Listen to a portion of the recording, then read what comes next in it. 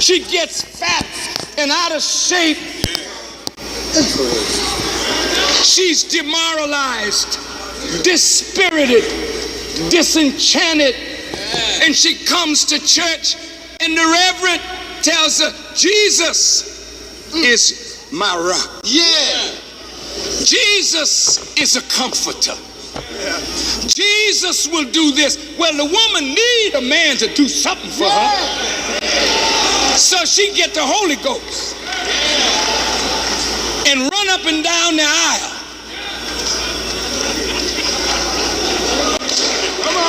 She gets the Spirit.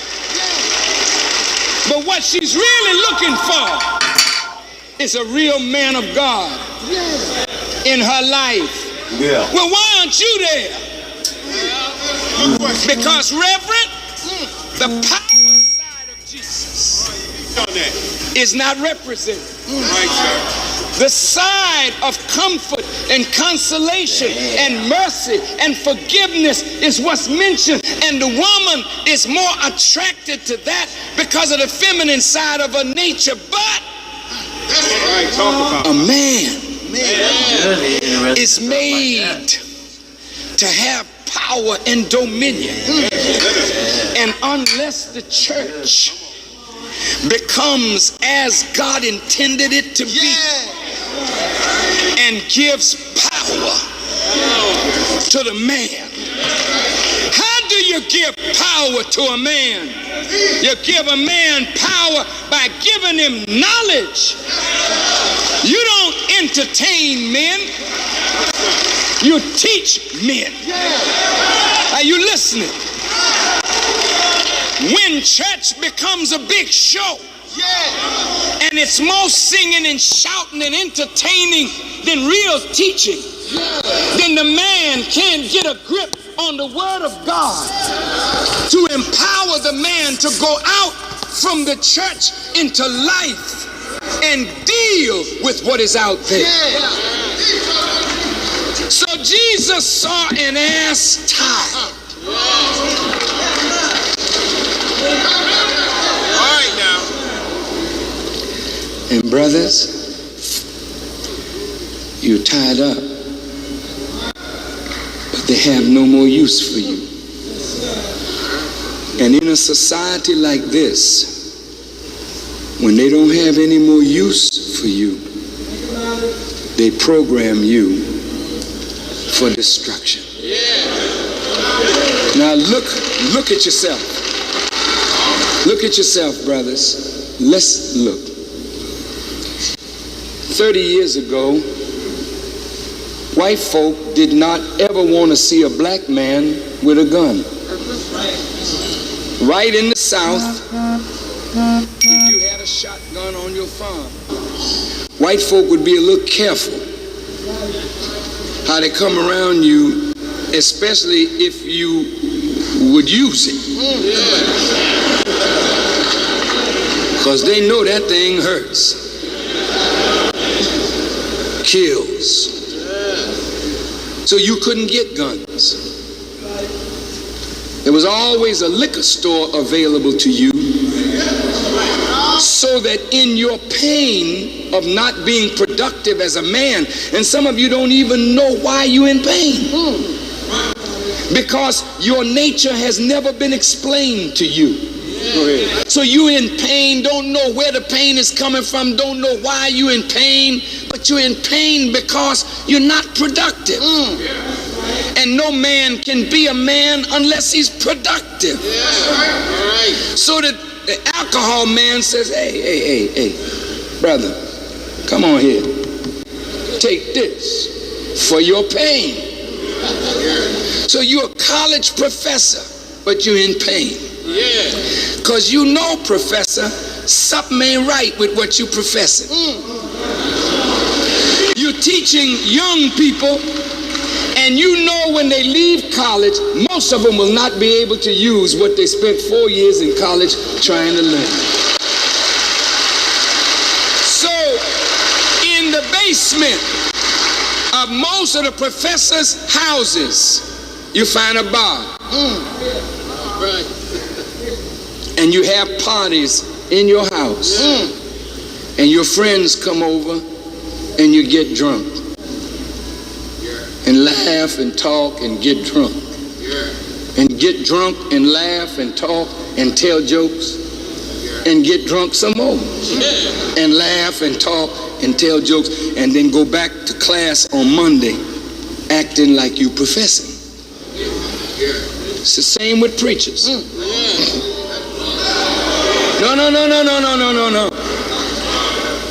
Preachers are sad men too. Because most of them read the Bible about a God, but he ain't real in their life when white folk come. You understand what I'm saying? You say you believe in God.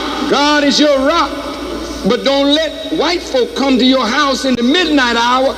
You start saying like they said, Jesus said on the cross, my God, why have you forsaken me? Because deep down inside, some of the most cowardly people are the people who claim to believe in God. You allow the flock to be eaten by the wolf, and the shepherd runs and hides and becomes an apologist for the wickedness of the slave master and his children. So preachers are unfulfilled too. And this is why sex is a major part of a preacher's life. Wait a minute. No. I'm not putting nobody down. Go ahead. I say, wait a minute. I know there's some good preachers. Don't misunderstand me. There are some very good pastors. But for the most part, it's too much talk among pastors about women and too little talk about serving the needs of the people that we are shepherd over.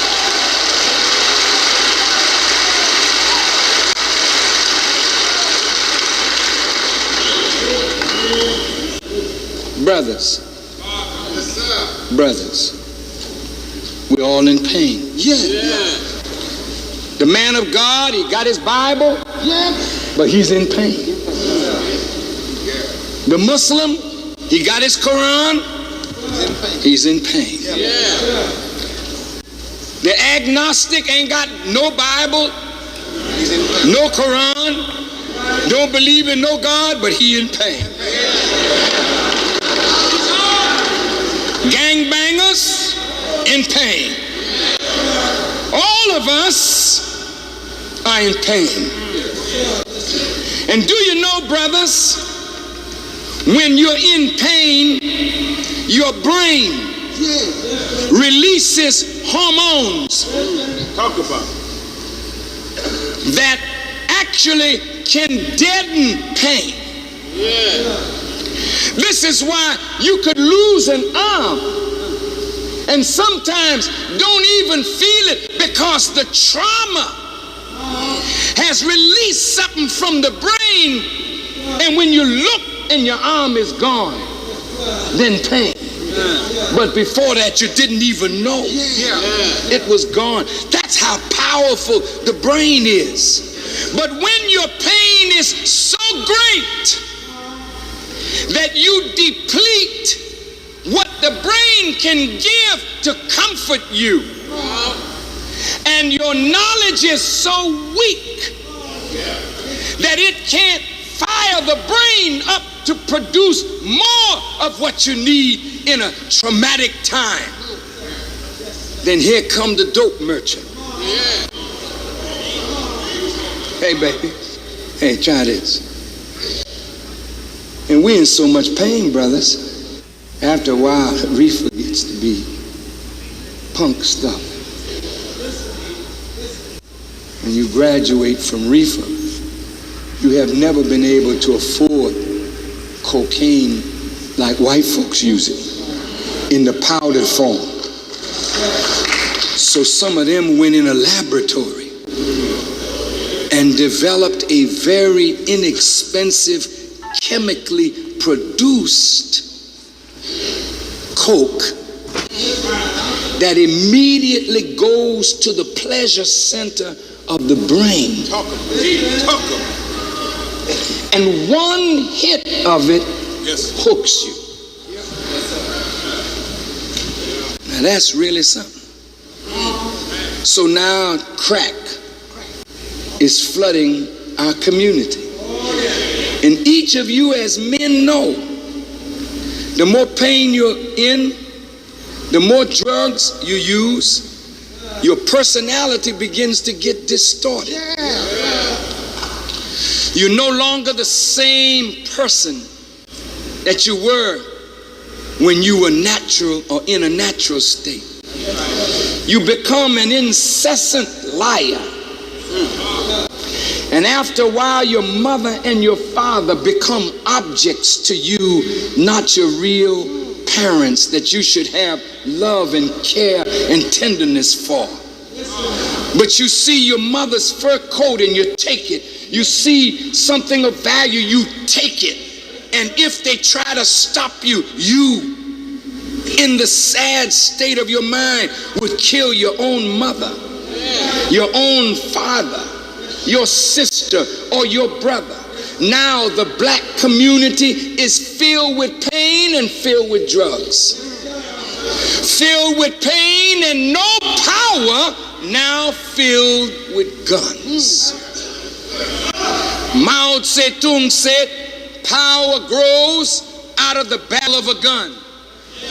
So when you put a gun in a powerless young black man's hands, he got his hand on something now that gives him power. He's hungry for power. The nature that the Bible said God created him in, God gave him in the beginning power. But the white man took away from you power. Now you're trying to get it back, but you don't know how. So they sell you a gun. You didn't go to the gun store and get it, because they wouldn't sell it to you at the gun store. But you got it on the market, the white market. And they sold you a weapon. And they knew you were not going to be involved in a drive-by shooting in the white neighborhood. You were not going to do carjacking in the white neighborhood. They know that the more guns they put in your hand, you would begin to terrorize your own neighborhood. So it's guns and drugs and jobless men.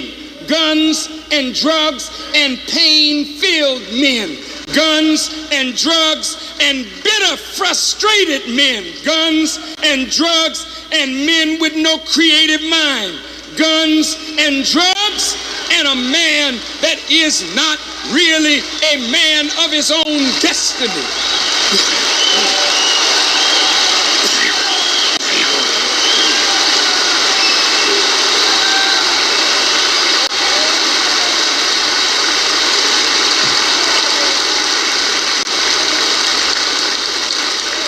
So, brothers, when you're like this, you don't see the brother sitting next to you as your flesh. Look at the brother sitting next to you. Look behind you and look at all your brothers all the way down. Look at them. Just look at them. Look in front of you and see all these men up here. Do you see yourself as their family? No. No. I came in here tonight. I want to hear Farrakhan. But something happened while you were in the line. You never saw anything like that before. Look at all these black men, man. They lined up all the way to the freeway, wrapped around the building. Nobody arguing, nobody fighting. Look at this, man. Look, look. Whoa, whoa, what is this? And when you sit down, ain't no women in the audience. You ain't rubbing shoulders with another woman that you could check out to see how short her dress is, what her thighs look like. You're sitting next to your brother, so there shouldn't be any sexual stimulation from being close.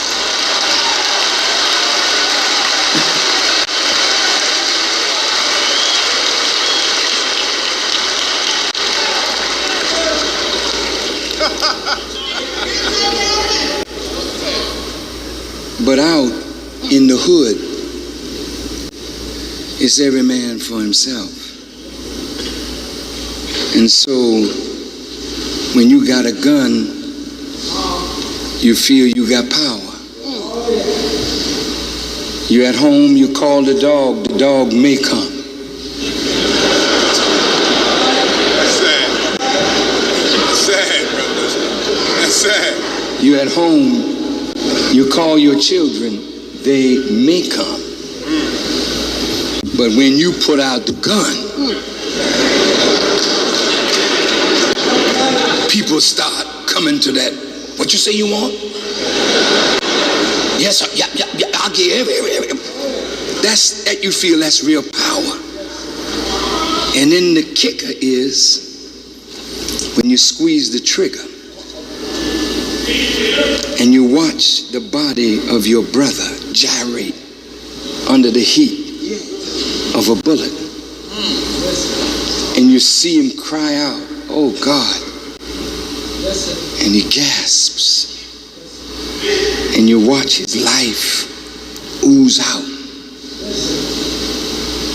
and you don't have no feeling for him. You go back home with your boys, you eat a beef burger, a hamburger, a pizza, and you go to bed like you did nothing. But those women that are out there cheering you tonight, they got to carry their sons to a final resting place. For every black person that you kill, you have wounded whole families. Whole families around.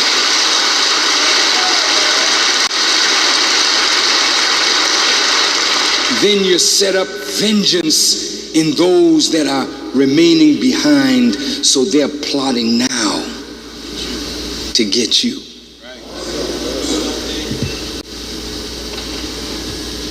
And you know, I watch white folks send a contraption up that circles the earth. I watched them send a telescope up, and it didn't work. And then they sent something else up to correct the telescope. Tens of thousands of miles away.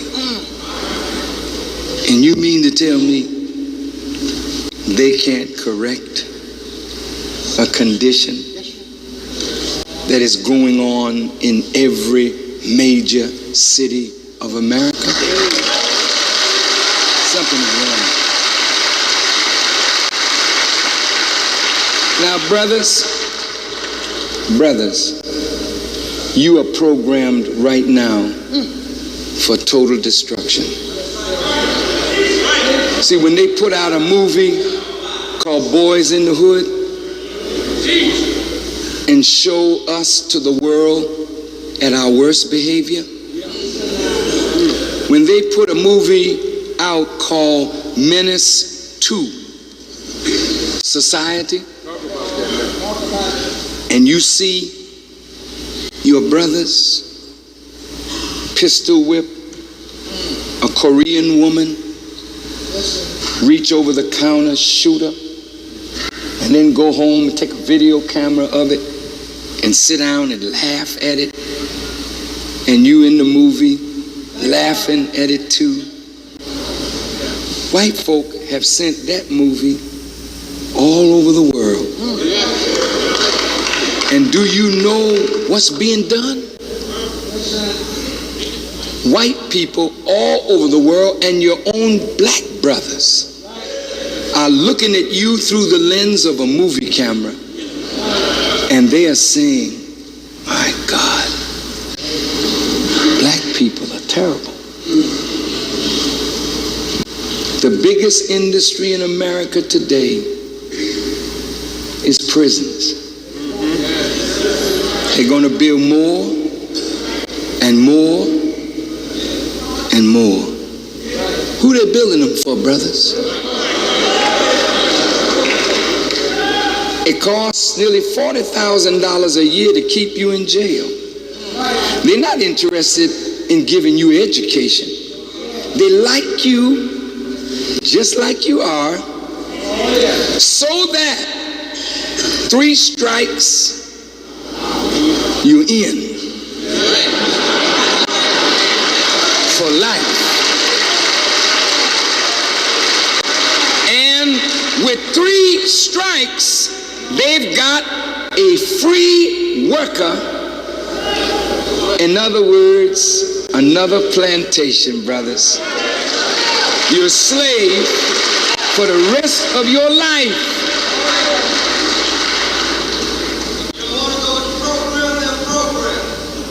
What is it, brother?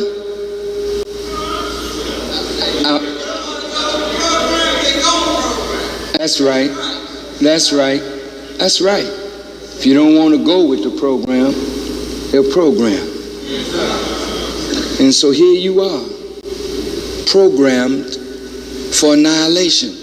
And look, brothers, the guns that you have in the community right now is a justification for big tanks to come in the neighborhood. And guess what? Our women are so distraught at the level of violence.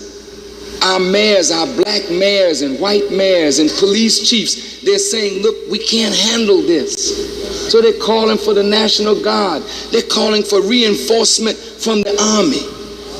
And pretty soon, if this doesn't get turned around, you're going to see your blood running in the gutters, because you're going to run out with your pop gun. And they're going to come in with helicopter gunships and tanks rolling in the community, and you don't have nothing to match it.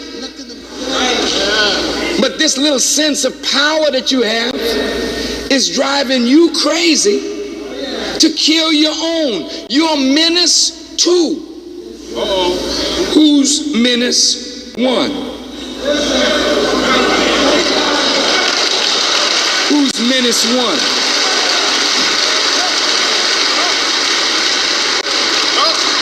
If I'm John the second, there got to be John the first that I come from. If you are menace 2, who's menace 1? White males have menaced the earth, and now they produce you as a menace to who? To yourself and your own community. So what must be done? There was an ass tied. Talk about that. Talk about that. And a young colt was tied with the ass. And Jesus, when he met Peter and the disciples, he said, look, I know you're a fisherman, Peter, but I don't need you fishing in that sea. Follow me, and I'm going to make you a fisher of men. Because our people are in the sea of sin, and somebody has to go after them. But they like the water that they're in. So you got to bait your hook with something the fish like. But fishing with a hook is slow. So Jesus said, cast your net on the right side. Reverend, we got to come with the right stuff. These black men are not here tonight to be played with. They are here tonight Because they want to change in their life and they want to change in their community.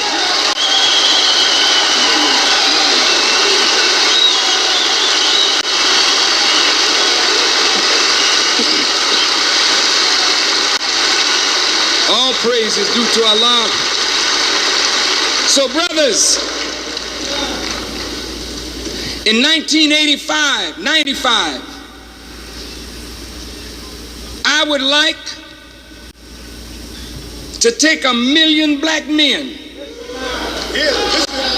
to Washington, D.C. Tell our sisters, our wives, our mothers, our grandmothers, sweetheart, this time, please stay at home. Mother, you have always stood for us, and we've never stood up for our families.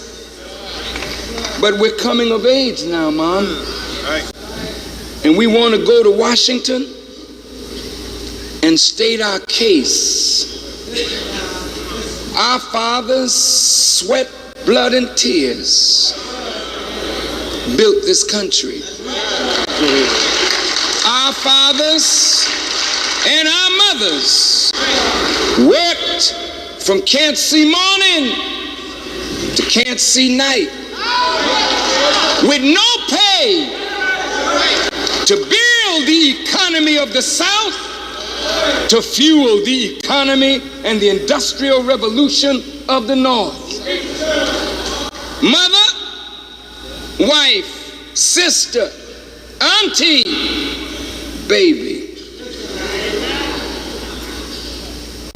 We fought in all America's wars for a freedom that we have never achieved.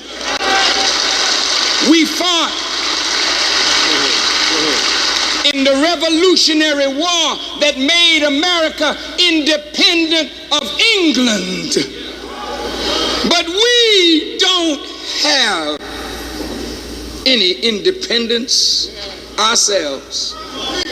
We are dependent on white people to do for us what we have earned the right to do for ourselves. We fought in the Spanish-American War. We fought in the War of 1812. We fought in the Civil War on the side of the North and the South. We died right alongside of those fighting to maintain slavery. And those who said they were trying to maintain the Union, but in any case, after the Union was maintained, it was back to business as usual. We had congressmen and senators, and we had government representation. But the Night Riders and the KKK took it all away from us. Said, we don't want no niggers in the Congress. We don't want no niggers in high political office. So they killed us. They hung us. They burned us. And when they got in trouble, they called us again to fight in a Jim Crow army. Some of the older ones here that were in World War I, you know you fought Germany. But the German prisoners of war were treated better than the black soldiers who fought for America against Germany. Talk to me.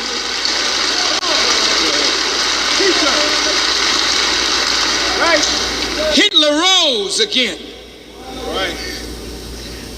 World War II. Black men died at Pearl Harbor. Black men died in Guadalcanal, in the Solomon Islands, in the Philippines, at Iwo Jima. men died in North Africa fighting the Germans. Black men died at Anzio Beach, at Palermo, at Naples, to free Rome, to free Paris, to free Europe. Damn it! We died to build America. And America has rebuilt Germany and Japan, and the nigger is still suffering and dying in the streets of America.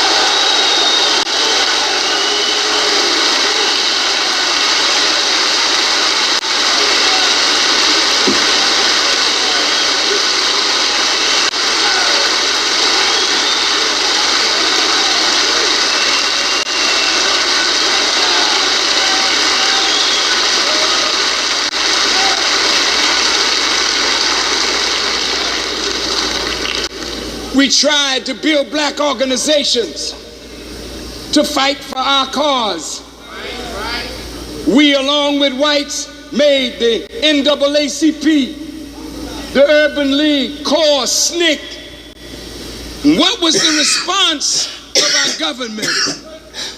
Under J. Edgar Hoover and the counterintelligence program of the United States government, they treated us like we were aliens, sending spies and agent provocateurs in among all our black organizations to discredit our black leaders and cause us to fight and kill one another. The government did this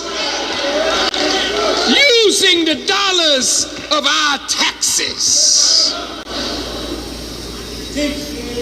Martin King stood up to get us out of a segregated state.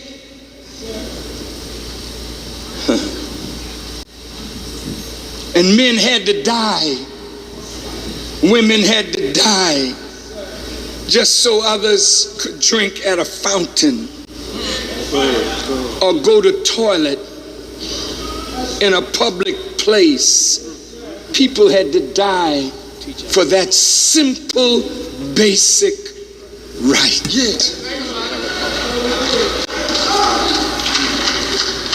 Think about the sacrifice that our fathers have made to build America.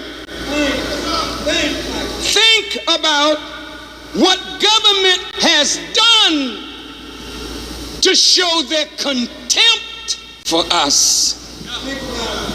I think it's time now that black men stand.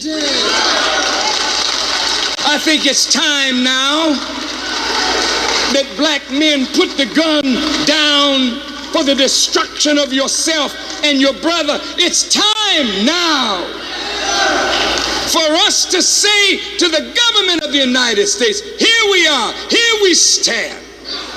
The black men, the children of slaves that built your country, that fought and died in all your wars. Now look, we don't intend to live in poor housing. We don't intend to live like dogs.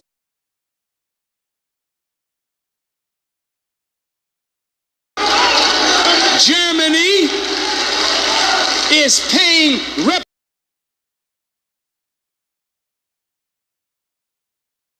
the Germans put on the Jews. All Germans didn't do this, but all Germans are being taxed to pay for what was done to the Jews. In 1941, when Japan struck at Pearl Harbor, Japanese Americans were rounded up and sent to concentration camps. And the government admits she was wrong. She was wrong. So they're going to pay reparations to the Japanese. Look at our condition, brothers. Don't we need a repair job? Don't we need somebody to repair our broken heads? our broken hearts and our broken pocketbooks? Brothers, here's what we have to do. I know our time is late, and I don't want to keep you too long, but I want to say to you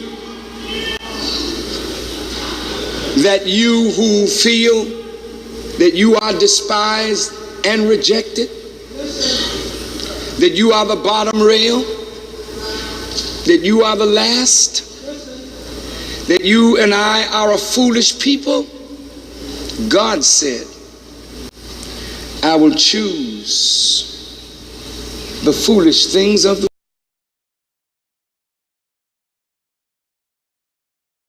wise. I will choose the things that are not, to bring to naught the things which are. I will choose the despised and the rejected, and the bottom rail will go to the top, and the last shall be the first. This is the Lord's doing, and it is marvelous in our sight. Whether you know it or not, black man, God has chosen you. Not because of your blackness, but he's chosen you because you have suffered in the furnace of affliction. And now, as Reverend Jackson said, the more you burn gold, you never burn it, you only purify it by removing its dross. You are pure gold, black man, chosen by God now to do a mighty work. There is an ass tied. All right. Somebody is not using the donkey, but God said, go loose him. And if anybody asks you what you're doing, tell them the master has come. He has need of that donkey. Brothers, don't leave. Don't leave. You're gonna miss something if you leave. You're gonna miss this. Whether you want to know it or not, brothers, you are more important than you think you are.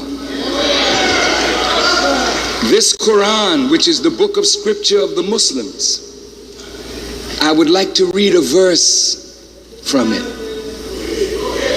It says, in the name of Allah, the Beneficent, the Merciful, O people, keep your duty to your Lord. Let's stop right there. Every man among us knows you owe a duty to God. And you know how I know that you know? Because every one of you and every one of us, when we get in trouble, and each one of us in this room has been in some trouble that's so deep, you call on who? God. Now, when you called on him, brothers, what did you say? What did you say? You said, listen to your words now, God.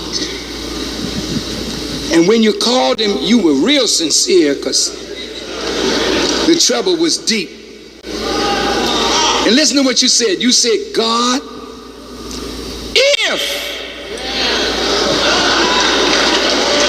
if you just get me out of this one time, didn't you say it? How many have said it? Raise your hands. Come on. All right. Now look at did what you said you was going to do. You said, God, if you get me out of this one time, I'll serve you for the rest, come on, of my life. You know you said it, and you know you lied. Brothers, when you said it, the Holy Quran says, and when I brought them safely to shore, lo, they set up other gods beside me. Surely man is ungrateful. You forgot. Now, brothers, the Quran says, keep your duty to your Lord, who created you from a single being and created its mate of the same essence. Stop. What does single mean? Is God one? He created you from himself. Oh, you gotta hear this. He created you and me from himself, and he created our mate of the same essence, meaning your woman is from God and you are from God, which means what? That the nature of God is your nature. So every one of you that are from God, and that's all, you are of divine. Your nature is divine. You are the people of God. Let's go a little further. You black. Are you black because you're cursed? No. You're black because you are the first creature that he created. And you took your color from the darkness out of which you emerged. Listen good now. You're not black because you cursed. You're black because you are the original human being from whom all other human beings came. You are the first from God. Can you prove it, Farrakhan? Sure.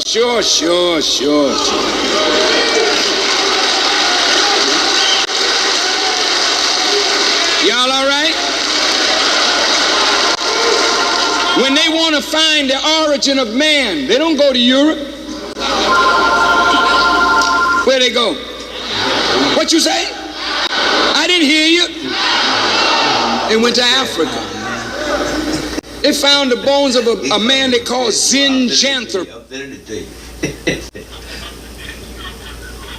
No, this is something you gotta hear, man. This is something you gotta hear. You know when I tell you something like that, be a good one.